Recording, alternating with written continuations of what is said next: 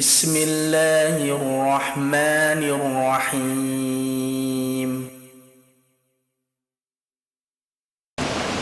Bismillahirrahmanirrahim.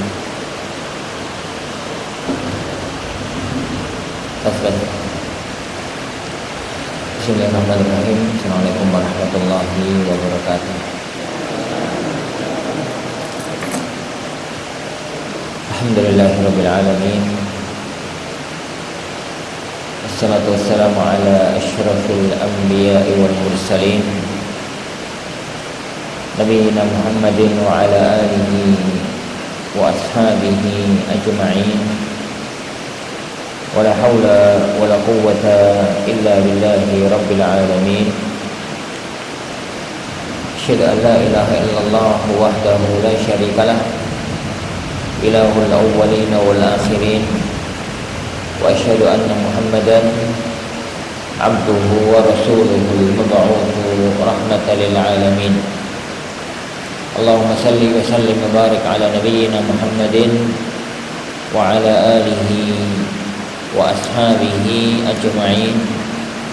Wala hawla wala quwwata illa billahi rabbil alamin. Amma ba'd.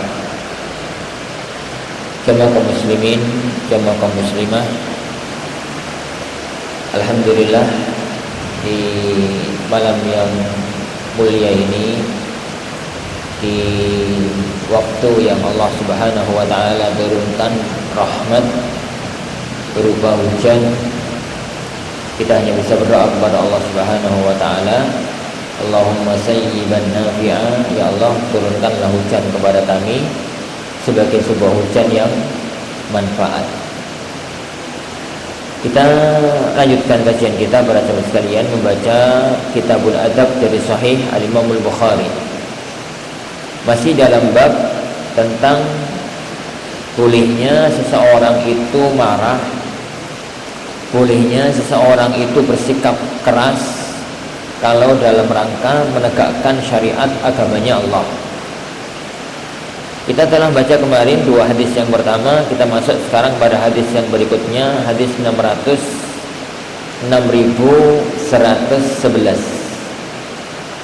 Berkata Imam Bukhari rahimahullah ta'ala, haddatsana Musa ibn Ismail, haddatsana Juwairiyah, menceritakan kepada kami Juwairiyah. Juwairiyah itu laki-laki ya. Jadi Juwairiyah itu dalam adatnya bangsa Arab bisa dipakai sebagai nama laki-laki, bisa dipakai sebagai nama perempuan. Jadi kalau dia adatnya mereka, kalau dia adatnya kita, Juwairiyah itu nama nama perempuan, ya, lanang dikasih nama Juwairiyah, ya lucu. Ini nama Juwairiyah itu lucu. Ya kalau negeri kita mirip-mirip mungkin Nur. Nur itu bisa laki-laki bisa perempuan. Mirip apa? Yang bisa laki-laki bisa perempuan lagi. Ya gitulah. Ada beberapa nama itu, kalau Joko itu pasti laki-laki. Kalau Dewi itu mesti perempuan. Lah kalau Nur itu laki-laki, ya bisa disebut Nur, perempuan juga bisa dipanggil Nur ya. Nah, haddatsana Juwairiyah, menceritakan kepada kami Juwairiyah, istrinya Rasulullah, namanya Juwairiyah. Ini perawi hadis ini namanya Juwairiyah dan dia laki-laki. An Nafi', dari Nafi', an Abdullah ibni Umar, dari Abdullah ibnu Umar radhiyallahu anhuma, beliau mengatakan, bainan Nabi sallallahu alaihi wasallam yusalli, tatkala Nabi sallallahu alaihi wasallam sedang salat, ra'a fi qiblatil masjid nakhamatan, tatkala Rasulullah sallallahu alaihi wasallam mau salat ya, beliau itu melihat di arah kiblatnya masjid itu ada nakhamah. Nakhamah itu apa? Sesuatu yang keluar dari mulut tapi enggak ludah campur koyo umbel. Riak. Ya, benar. Riak. Nakhamatan. Fahakkaha biyadihi. Maka Rasulullah sallallahu alaihi wasallam membersihkan itu dengan tangannya. Fatahayyala, beliau pun kelihatan marah. Kemudian beliau mengatakan, inna ahadakum, sungguhnya salah satu dari kalian, idza kana fis salati, kalau dalam salat, fa innallaha hiyala wajhihi, maka sungguhnya Allah Subhanahu wa taala ada di arah hadapannya, ada di hadapannya. Fala yatakhammanna hiyala wajhihi, janganlah dia itu membuang riaknya, ludahnya di arah depannya, fis salati, saat salat.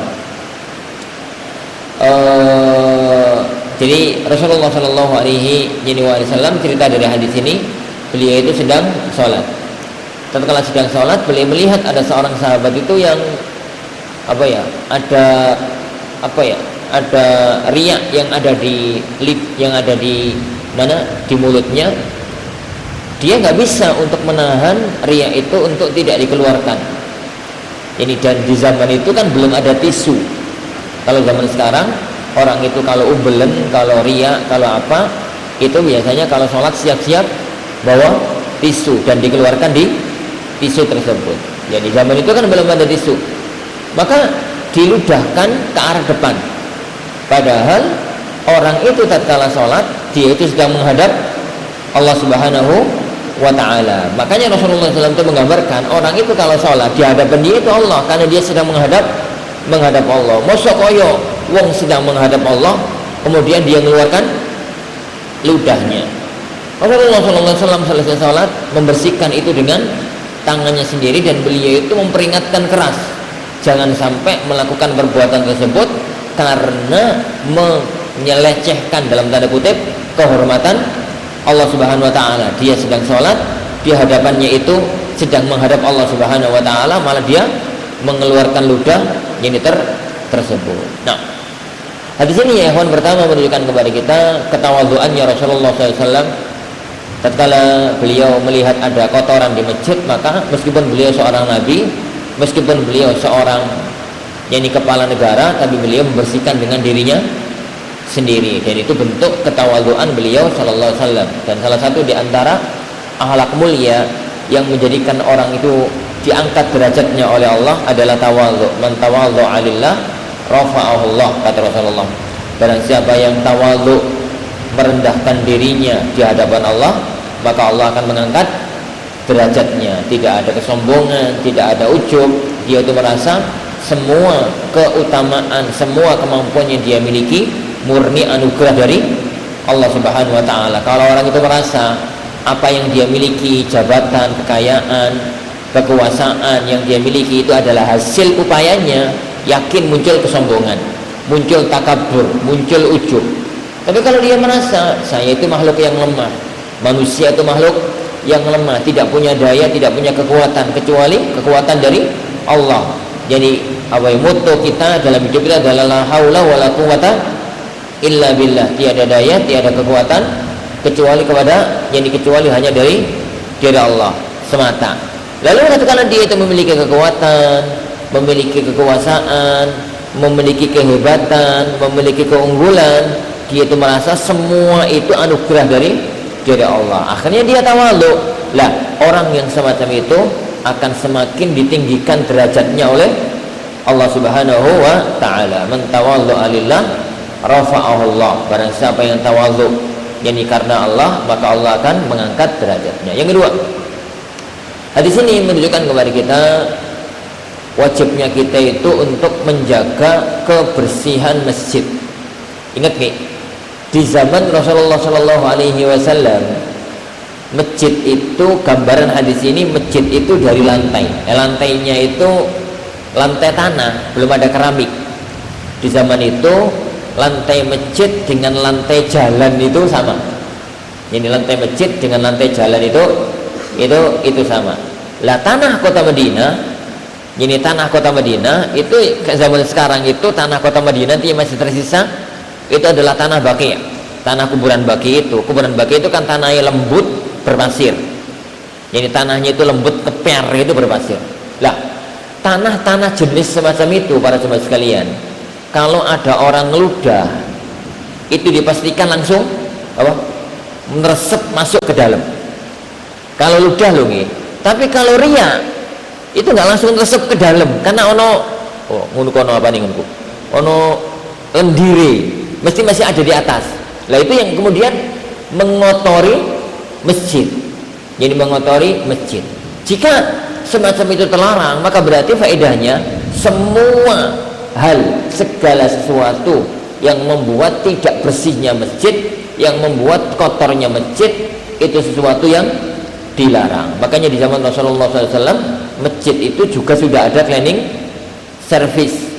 Jadi sudah ada tukang bersih-bersih masjid di zaman beliau Sallallahu Alaihi Wasallam. Kebetulan yang ada dalam riwayat Sahih Muslim, tukang bersih-bersih masjidnya Rasulullah tatkala itu adalah seorang ibu-ibu. Jadi seorang ibu-ibu. Nah, hadis ini juga menunjukkan kepada kita para jamaah yang dimulakan Allah Subhanahu wa taala, bolehnya orang itu bersikap keras, bolehnya orang itu bersikap kasar, atau bolehnya orang itu marah dalam rangka menjaga syariat Allah. Masjid itu syiarnya Allah, tempat orang beribadah, orang sedang sholat menghadap Allah, kok sampai meludah ke depan, itu adalah pelanggaran syariat, maka ditegur keras oleh Rasulullah SAW. Boleh ya, nggak mesti harus. Jadi kalau mensikapi orang yang salah, itu kan kita melakukan satu tindakan bagaimana agar orang itu sadar dengan kesalahannya, lalu nggak akan ngulangi lagi. Lah, terapinya lihat-lihat. Kadang-kadang kita lihat orang itu kalau dikerasi malah ngamuk. Maka orang semacam itu butuh terapi lain, bisa jadi dilembuti, bisa jadi dinasihati dengan baik, malah sadar. Ada orang itu kalau sekedar dinasihati tok, dilembuti tok, malah ngelunjak, butuh dikerasi, dan itu orang per orang beda. Jadi tidak harus bersikap lembut, tidak harus bersikap keras, tergantung pada kondisi yang ada. Makanya judul yang dibuat Imam Bukhari itu mayajuzu, jadi bolehnya, sekedar boleh. Jadi mau menggunakan cara ini monggo, mau menggunakan cara itu monggo, mau menggunakan sikap yang lembut monggo, mau menggunakan sikap yang kasar monggo, melihat siapa yang dihadapi, melihat siapa yang dihadapi. Meskipun secara umum nasihati orang dengan bahasa lembut itu lebih lebih mengena secara umum, tapi nggak selamanya semacam itu. Nah, baik. Kita baca berikutnya, hadis yang berikutnya, hadis 6112. Haddatsana Muhammad, haddatsana Ismail ibnu Ja'far, akhbarana Rabi'ah, menghabarkan kepada kami Rabi'ah ibn Abi Abdurrahman, an Yazid, dari Yazid maulal Mumba'ith, an Zaid ibn Khalid, dari Zaid ibn Khalid al-Juhani, anna rajulan, ada seseorang itu sa'ala Rasulullah, bertanya kepada Rasulullah sallallahu alaihi wasallam, anil luqatati, tentang luqatah. Faqala, beliau mengatakan, arifha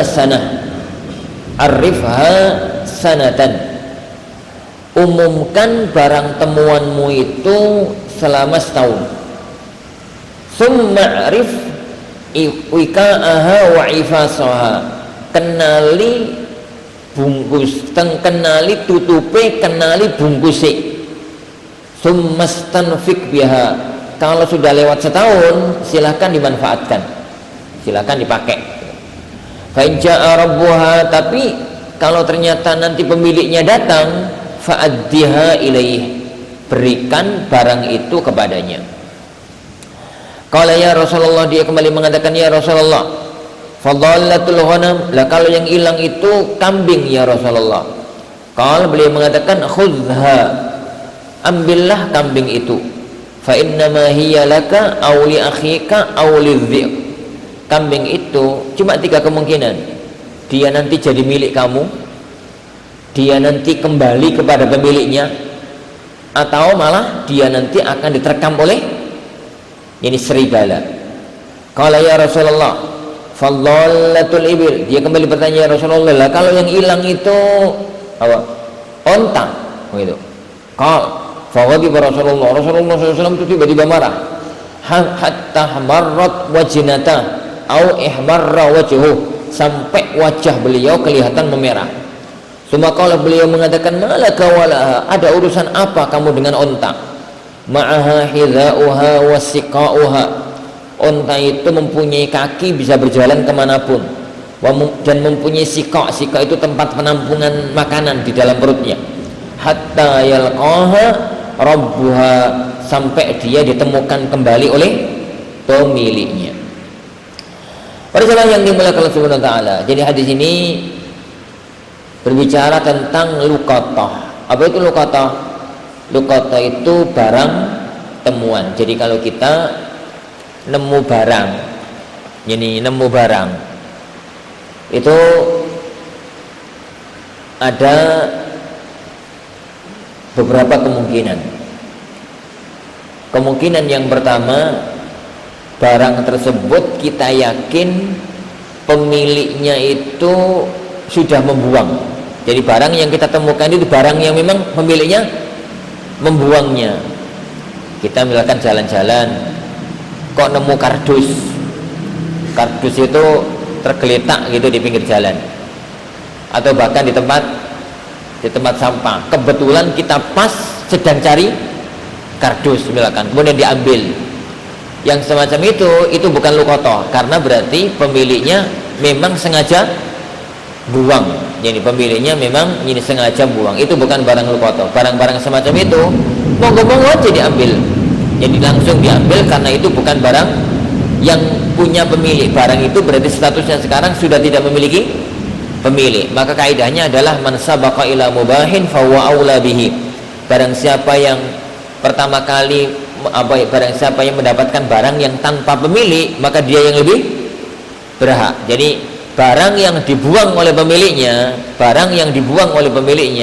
statusnya berarti menjadi barang yang tanpa pemilik. Dan barang yang tanpa pemilik itu siapapun yang mau, maka silakan diambil. Yang paling cepat dia yang paling berhak. Itu yang pertama. Kalau barangnya itu ini ya tadi barang yang sudah dibuang. Makanya kalau pemulung, apa hukumnya kerja jadi pemulung? Boleh, asalkan yang diambil harus dibuang. Mengko sing barang-barang dulu dibuang jupuki, ya dadi haram, dadi maling. Dadi maling. Yang kedua, kalau barang yang kita temukan itu dipastikan pemiliknya kehilangan. Jadi barang yang kita temukan itu bukan barang buangan, tapi barang yang pemiliknya itu apa? Kehilangan barang tersebut. Nah, barang yang pemiliknya itu kehilangan itu ada 3 macam. Yang pertama, barang yang langsung bisa diambil, langsung bisa dimanfaatkan. Itu yang pertama. Barang yang langsung bisa diambil dan langsung bisa dimanfaatkan. Itu yang pertama, makanan. Yang kedua, barang receh, barang remeh gitu ya. Yang insya Allah secara umum kalau orang kehilangan itu gak akan mencari duit 1.000, duit 500 gitu. Kalau ada orang kehilangan duit 1.000, kira-kira sih dolek ya ora kalau sekarang. Secara umum, kita bukan bicara orang kaya, kita nggak bicara orang yang miskin banget, kita bicara standar umum masyarakat. Kalau ada orang kehilangan duit 500 rupiah, 1.000 rupiah, itu kira-kira didoleki apa barno? Secara umum dibiarkan. Jadi secara umum itu dibiarkan. Atau makanan, jadi makanan yang kalau gak diambil dan gak dimanfaatkan malah mubazir, malah buang. Jadi malah buang. Lah, itu bisa langsung dimanfaatkan, bisa langsung dimakan, bisa langsung dipakai, dengan catatan kalau setelah kita makan, setelah kita gunakan, ternyata pemiliknya datang mencari, maka harus diganti. Jadi harus diganti. Yang kedua, nah yang ini yang ada dalam hadis ini, nemu barang itu yakin nggak dibuang oleh pemiliknya, kita menemukannya tanpa mengetahui barang itu milik siapa, nggak ada KTP, nggak ada tanda pengenal, nggak ada apa yang bisa untuk mendeteksi siapa pemiliknya, maka barang itu statusnya adalah luqatah. Jadi barangnya itu yakin pemiliknya itu merasa kehilangan dan mencarinya, dan kita tidak memiliki, jadi memiliki apa ya, indikasi siapa pemiliknya. Nggak ada KTP yang tertinggal, nggak ada SIM yang ketinggalan, nggak ada tanda pengenal, nggak ada nomor HP yang bisa dihubungi dan macam-macamnya. Maka barang itu statusnya adalah luqatah. Lah kalau nemu barang luqatah, berlakulah hadis yang ada di hadapan kita. Kata beliau sallallahu alaihi wasallam, pertama, jadi kenali ciri-ciri khususnya. Kalau itu dompet, ya dompetnya warna apa, jadi kemudian isinya ada berapa, ada apa saja, dan macam-macam itu dikenali. Kalau itu adalah tas, ya tas warna apa, besar apa kecil, isinya apa saja, macam-macam itu dikenali. Itu yang pertama. Sehingga kenapa harus kita kenali? Nanti kalau ada orang yang mencari, kita bisa menanyakan tentang ciri-cirinya. Itu yang pertama. Yang kedua, diumumkan selama setahun. Diumumkan selama setahun di tempat yang prediksi kuatnya, kalau pemiliknya itu akan mengetahui pengumuman tersebut. Dan itu mudah sekali kalau zaman sekarang, pakai WA, grup-grup WA itu sangat mudah untuk melacak siapa pemiliknya. Jadi siapa, jadi pemiliknya. Itu yang kedua. Kalau sudah diumumkan selama setahun, kok ternyata dalam waktu setahun ini ada orang yang ngambil, ada orang yang datang mengklaim kalau itu barangnya, maka dicek orang itu ngaku-ngaku atau memang yang punya, dengan cara ditanyakan ciri-ciri dari barang tersebut. Tapi kalau mengumumkan itu jangan diumumkan dengan ciri-ciri sempurna. Katakan aja telah ditemukan sebuah barang berharga, barang siapa yang merasa kehilangan maka hendaknya menghubungi saya pada nomor ini, misalkan begitu. Kemudian ada orang telepon, ada orang datang, lalu kita tanya, yang hilang apa Pak? Jenengan kehilangan apa? Saya kehilangan kardus. Mboten Pak, bukan kardus, misalkan, selesai. Tapi sampai kemudian ada orang yang mengatakan saya kehilangan tas. Tasnya besar apa kecil Pak? Tasnya kecil. Jadi warnanya hitam. Isinya ini. Dia bisa menyebutkan ciri-ciri dengan baik, dengan benar, menunjukkan kalau dia pemiliknya. Kalau yang dia pemiliknya, maka barang itu diserahkan kepadanya. Barang itu diserahkan kepadanya. Lah, kalau sampai setahun nggak ada yang ngambil, maka kata Rasulullah SAW, istanfikha, silahkan dipakai. Bukan silahkan dimiliki loh ya. Jadi kepemilikan tetap milik pemiliknya, tapi Rasulullah membolehkan kita untuk menggunakannya. Kalau itu uang bisa dibelanjakan, kalau itu barang bisa dipakai. Jadi begitu. Jadi kalau sudah lewat setahun, meskipun kita punya hak untuk pakai, tapi kalau ternyata setelah kita gunakan kok orangnya datang, maka wajib untuk diganti. Itu kaidah yang berkaitan dengan masalah barang luqatah, Lah, yang terakhir saya katakan tadi kan, barang yang kita temukan itu 3 kemungkinan. Yang pertama barang receh atau makanan, yang kedua barang luqatah tadi, yang terakhir adalah binatang. Jadi sahabat tadi itu bertanya, ya Rasulullah, lah kalau saya nemu kambing ya Rasulullah, kalau saya nemu kambing itu kan binatangnya kecil, hampir tidak memiliki pertahanan diri. Jadi kalau dia itu, jadi misalkan disergap oleh jangankan harimau, jangankan singa, disergap oleh serigala aja dipastikan kalah dan mati. Maka Rasulullah SAW mengatakan, kalau kamu nemu kambing, maka ambil dibawa pulang, gitu ya, dibawa pulang. Kalau nggak kamu ambil, jadi kemungkinan kambing itu cuma 3 kemungkinan: kamu bawa pulang, atau ditemukan oleh pemiliknya. Lah kalau kamu nggak kamu bawa pulang, pemiliknya nggak nemukan, kemungkinan kuat ditemukan oleh serigala terus dimakan oleh serigala. Maka ambillah. Pada waktu kita mengambil kambing itu, maka berlaku hukum luqatah. Hanya karena ini binatang hidup, maka boleh kita berbuat yang termaslahat. Kalau jenengan yang menemukan kambing itu memang punya kambing lain, ternak, ya silahkan dirawat. Silahkan dirawat, toh nambah satu kambing enggak masalah, karena sudah mempunyai kambing-kambing yang lain. Tapi kalau jenengan nggak punya kambing, lah kok tiba-tiba ngerawat kambing, susah kayak opo, maka dalam kondisi semacam itu kambing itu dijual, langsung dijual, uangnya disimpan, nyimpen uang kan nggak repot toh, taruh di sore bantal, di sore baju gampang, nyaruh, ini apa itu uangnya disimpan. Kalau kemudian selama setahun diumumkan ada yang datang, jadi kehilangan apa Pak? Aku kehilangan kambing, misalkan gitu ya. Kambingnya apa? Kambing gibas. Bentuknya kayak apa? Gini. Oh iya Pak, itu duit, itu kambingnya dengan tak dol Pak, aku gak gelem ngerawat. Tak dol, ini harganya sekian, ini uangnya. Kalau ternyata sampai lewat setahun nggak ada yang ngambil, nggak ada yang mencari, silakan uang itu dipakai dengan kaidah yang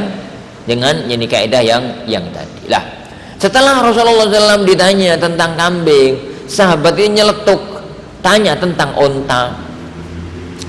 Jadi tanya tentang onta. Rasulullah SAW itu marah, kakek takon wong ini. Kakek tanya, kenapa ya Wan? Semua orang Arab itu tahu hakikat onta. Kalau kita mungkin nggak tahu lah ya. Rasulullah kenapa kok marah? Sesuatu yang wis jelas masalahnya, nggak usah ditanyakan. Jadi nanti itu menjadi orang yang tukang ngeyel dalam agama.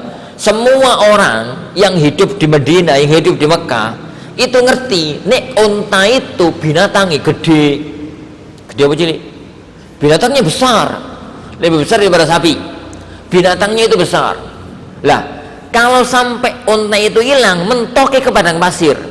Padang pasir itu nggak ada serigala, nggak ada singa, nggak ada apa? Harimau. Oh no, tak di padang pasir harimau. Mati lah harimau di padang pasir. Jadi padang pasir itu nggak ada harimau, nggak ada singa. Mentok binatang buas itu adanya serigala. Serigala kalau ketemu onta menang di. Serigala ketemu onta, kira-kira sing melayu iku ontoe apa serigala? Serigala sing melayu. Serigala paling menang lawat kambing, lawan pitik, lawan binatang yang kecil-kecil itu. Tapi kalau sudah lawan onta, serigala ya tendang mati. Jadi onta ini aman, dia itu nggak mungkin keterkam serigala. Itu yang pertama. Yang kedua, onta itu binatang yang memiliki pertahanan hidup yang kuat. Makanya yang Allah SWT mengatakan awala yang duruna ilal ibili kaifa khuliqat, tidakkah mereka melihat bagaimana onta itu diciptakan? Dia itu binatang yang memiliki pertahanan hidup yang kuat. Dia itu bisa berjalan kemanapun, meskipun di tengah padang pasir dia itu tetap bisa hidup karena kakinya itu dijadikan oleh Allah bisa melewati padang pasir. Yang kemudian yang kedua, bisa bertahan hidup lama karena dalam perutnya itu ono tandoni. Jadi onta itu kan, orang itu kalau melewati padang pasir, para teman sekalian, kalau melewati padang pasir itu kan orangnya itu mempunyai bekal persiapan sekitar 2 pekan 3 pekan makan itu toh. Orang Arab kan bisa toh persiapan roti, persiapan korma gitu selama perjalanan padang pasir. Lah, ontoi sebelum berangkat itu makan rumput yang banyak, makan daun yang banyak, minum air yang banyak. Jadi minum air ya kira-kira sak drum minum air. Diminum semua, makanan itu dimakan semua, lalu itu ditandon di dalam perut. Dan onta itu siap untuk gak makan, gak minum, melewati padang pasir gitu panjang gitu, gak ketemu rumput, gak ketemu air, itu tetap bisa bertahan, tetap bisa jadi bertahan. Jadi onta itu binatang yang memiliki pertahanan hidup yang kuat. Lah, binatang kaya ngono ku. Dan yang ketiga, ada satu lagi. Yang ketiga, Unta itu binatang yang sangat mengenali di mana selama ini dia dirawat. Dia sampai kehilangan, dia itu mudah untuk kembali ke tempat asalnya. Binatang yang kayak gini itu ngapain ditanyakan? Wong kamu itu lo ngerti, unta iki bakal balik ke tempat pemiliknya. Ngapain kakek takon barang gitu. Ya Rasulullah SAW itu. Kenapa Rasulullah kok mensikapi dengan semacam itu? Karena beliau menghadapi orang Arab. Nah kalau ustadz menghadapi orang Indonesia, ya gak usah nesu. Kenapa? Gak kenal, gak kenal apa? Gak kenal unta ya kalau kita. Kita gak kenal unta. Makanya Rasulullah SAW kok tiba-tiba marah. Sebagian ikhwan mengatakan, Ustaz, Rasulullah marah ketika ditanya unta kenapa? Ya karena wong iku kakek takon. Wong semua orang Arab itu lo ngerti. Unta itu semacam apa? Makanya kan jawabannya Rasulullah itu malaka walaha. Apa urusanmu sama unta? Jadi malaka walaha. Apa urusanmu dengan si unta? Ma'aha hidha'uha wa siqa'uha. Jadi siqa'uha, dia itu mempunyai telapak kaki yang bisa untuk berjalan kemana-mana. Wa siqa'uha, mempunyai tempat tandon minuman air di dalam tubuhnya. Hatta yalqaha rabbuha, sampai ketemu pemiliknya. Itu yang saya katakan tadi, unta itu mempunyai 3 pertahanan hidup. Jadi nggak usah digubris. Kalau ketemu unta barno wae, dia itu nggak akan mati kok diterkam sama binatang buas. Kenapa? Ya kan di negeri mereka gak ono serigala, tadi harimau sama singa. Nah kalau ngelawan serigala, untanya yang menang. Dan yang anak yang dikatakan tadi. Kenapa beliau marah? Beliau itu nggak seneng dengan orang yang hukumnya itu hukum syariat wis jauh belas, terus katek ditanyakan lagi untuk cari-cari masalah. Karena orang ini kepingin ini kan nemu unta koyok kambing go mulai ngono to, kepingin ini. Jadi orang itu kepingin ini orang itu nek kambing itu silahkan dibawa pulang, unta yo karepe ngono, karepe silahkan dibawa pulang. Rasulullah marah. Unta itu beda kalau kambing. Kamu juga tahu kok kalau unta itu ini semacam apa. Lalu beliau itu sampai marah karena orang itu seakan-akan ingin untuk ngotak-ngatik hukum syariat yang sudah jelas. Wallahu alam bi as-shawab. Nah, para jamaah yang dimuliakan Allah Subhanahu wa taala. Nah, adapun para jamaah sekalian, ini ya hukum unta ini berlaku di zaman dahulu. Sing wong itu rata-rata kono sing maling. Masyarakat itu kono sing maling. Jadi unta itu kalau hilang, itu nggak akan ada orang maling. Dia itu akan keliling nanti ketemu pemiliknya. Makanya kemudian para ulama kita tatkala membahas fikih ini, lalu bagaimana kalau kita di sebuah negeri yang akeh maling, yang akeh maling, fikih ini bisa berubah karena menjadi 4 kemungkinan. Jadi fikih itu memang unta itu lawan serigala menang, memang unta itu bisa hidup, memang unta itu bisa mencari siapa pemiliknya. Tapi kalau negeri ku ono maling, 3-tiganya ini nggak berlaku. Jupuk karo maling, goning kandangi, terus dibeleh, selesai masalah. Ya selesai masalah. Kalau kemudian di negeri itu kemungkinan ada maling yang ngambil unta itu, maka hukum unta seperti hukum kambing. Silahkan diambil, kemudian kalau punya unta dirawat, kalau nggak punya unta dijual, uangnya disimpan, lalu diumumkan semacam hukum ini luqatah yang lainnya. Wallahu alam bissawab. Dan itu fikih kalau nemu sapi di negeri kita, nemu sapi. Jadi sapi itu meskipun binatang besar, tapi negeri kita itu nek ono sapi kelayapan nggak tentu orangnya. Itu kira-kira kalau dijupuk maling, di kandang dijupuk maling, kemudian nyanyi sapi kelayapan. Wallahu a'lam bishawab. Nah, jadi intinya kenapa kok Rasulullah itu marah di sini? Itu yang paling inti. Karena hadis ini disebutkan Imam Bukhari bukan karena bahas fikih luqatah. Beliau itu ingin bahas tentang kenapa Rasulullah kok marah. Rasulullah marah karena gambarannya ana sebutkan tadi. Hadis yang terakhir kita baca sekalian. dalam bab ini, hadis yang terakhir dalam bab ini. Wa qala al-Makki haddatsana Abdullah ibnu Sa'id wa haddatsani Muhammad ibnu Ziyad haddatsana Muhammad ibnu Ja'far haddatsana Abdullah ibnu Sa'id qala haddatsani Salim Abu Nasr maula Umar ibnu Ubaidillah an Busr ibnu Sa'id, dari Busr ibnu Sa'id, an Zaid ibnu Thabit, dari Zaid yani ibnu Thabit.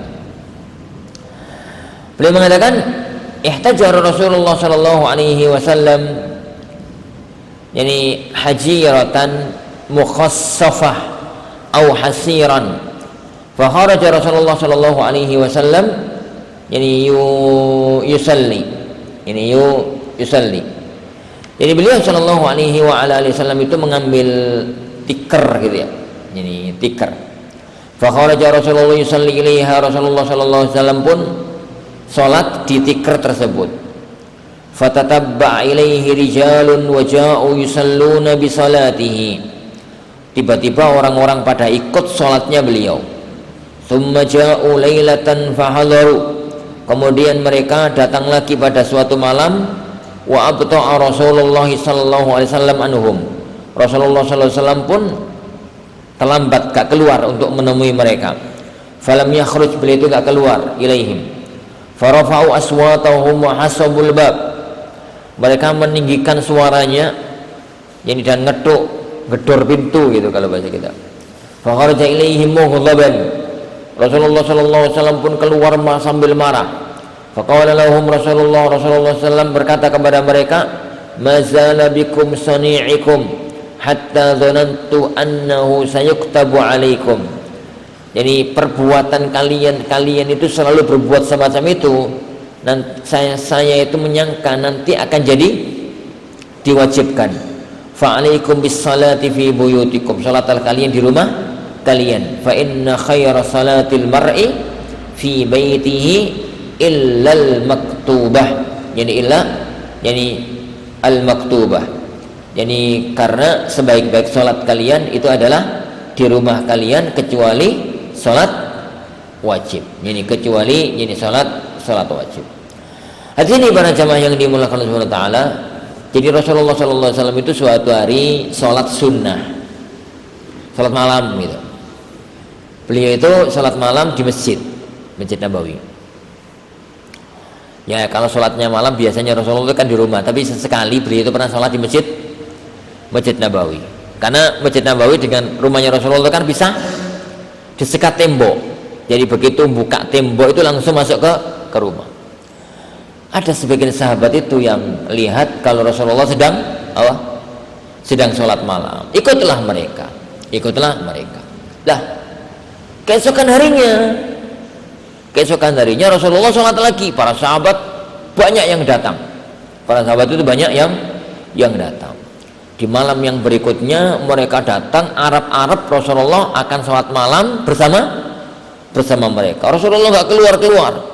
Tatkala Rasulullah nggak keluar, mereka rada nesu, mereka itu teriak, mereka itu meninggikan suara, jadi mengingatkan Rasulullah bahwasanya jamaah sudah kumpul. Rasulullah biarin aja. Lalu tatkala Rasulullah keluar, beliau sallallahu alaihi wasallam itu marah dengan mengatakan, jadi aku itu khawatir loh malahan kalau kalian tuh ngeyel tetap sholat malam dengan model semacam ini, nanti jadi diwajibkan, dan kalau diwajibkan itu berat, itu berat. Kenapa pada kalian? Jadi hukum ibadah yang wajib itu standarnya ringan. Ibadah yang rutinitas nih, yang wajib itu standarnya ringan. Mesti nih semua orang sampai pun orang awam sekalipun itu bisa menjalankan. Lah, adapun ibadah-ibadah tempat orang itu berpacu mendapatkan surga, maka itu diletakkan dalam ibadah sunnah. Lihat, ibadah yang wajib itu kan sholat 5 waktu. Sholat 5 waktu itu yani mengambil berapa menit dalam sehari semalam? Sholat zuhur misalkan, yani azan, wudhu, budal ke masjid, sholat, pulang, berapa menit? Setengah jam. setengah jam lah.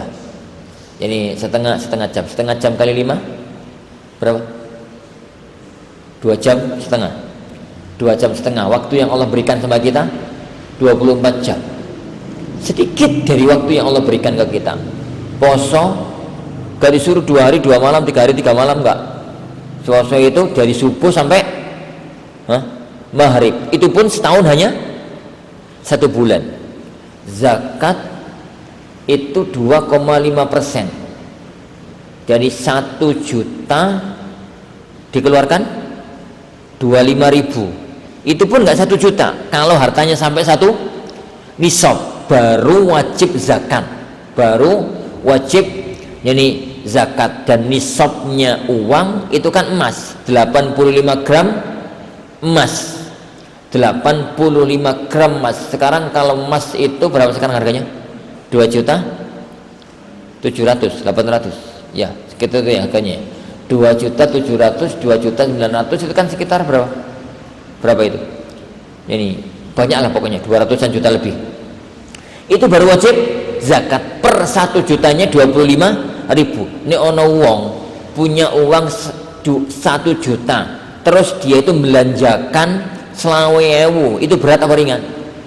Ini wong itu berat, ngasih uang, punya uang 1 juta, kemudian ngasih orang 25.000 ke abot. Itu wong geragas karo pelit pol. Itu duitnya 1 juta, kemudian dia nggak mau ada orang yang butuh uang 25.000, dia nggak mau ngasih. Itu berat pol itu orang pelit. Jadi kewajiban syariat itu sangat ringan. Jangan sampai melakukan sesuatu yang mana yang asalnya nggak wajib jadi wajib.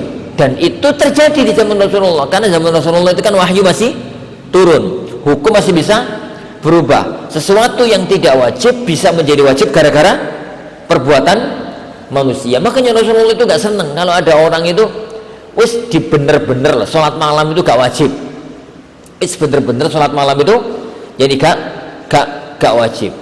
Maka kemudian para sahabat yang saking semangatnya semacam itu, Rasulullah gak keluar malah teriak-teriak. Mereka kepinginnya Rasulullah cepat keluar.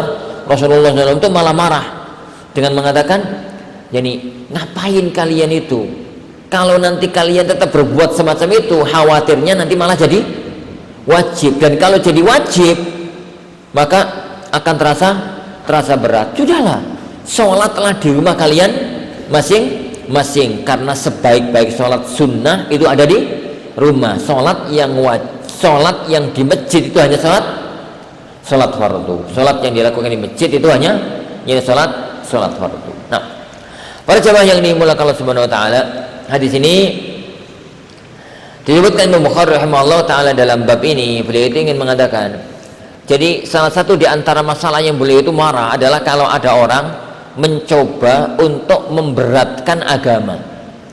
Asalnya gak wajib dijadikan wajib, itu kan jadi terasa berat. Jadi bedakan nih, kalau kita bicara hukum yang wajib, itu katakan wajib, jadi dan tegas untuk kita katakan itu sebuah kewajiban, jadi harus dikerjakan. Tapi kalau itu sudah sesuatu yang gak wajib, yang sunnah, maka caranya jangan dijadikan wajib. Caranya itu disemangati, dikatakan keutamaan pahalanya, disampaikan tentang kemuliaan, yani efeknya, hasilnya dan macam-macam, agar dia tersemangati. Amal yang dilakukan dengan semangat itu ringan. Tapi kalau amal dilakukan karena unsur kewajiban, itu akan berat. Makanya dalam masalah yang wajib itu ringan.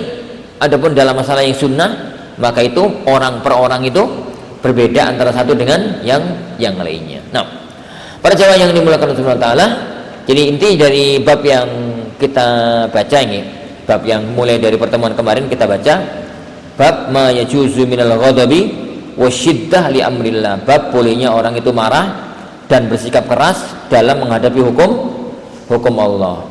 Apa ini maksudnya? Maksudnya itu adalah, yani kalau menghadapi orang-orang yang melanggar syariat, orang-orang yang melanggar syariat, maka ada 2 cara. Bisa lakukan cara lembut, bisa lakukan cara kasar.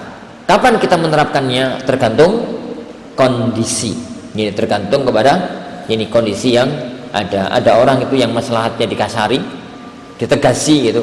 Ada orang itu yang maslahatnya dilembuti. Tidak semua kesalahan itu dilembuti, tidak semua kesalahan itu dikasari, tergantung kepada kondisi yang ada. Wallahu a'lam. Insyaallah subhanahu wa ta'ala yang kita pelajari kita lanjutkan pada waktu yang akan datang bi'idzni rabbina tabaraka wa ta'ala. Kita akhiri majelis kita.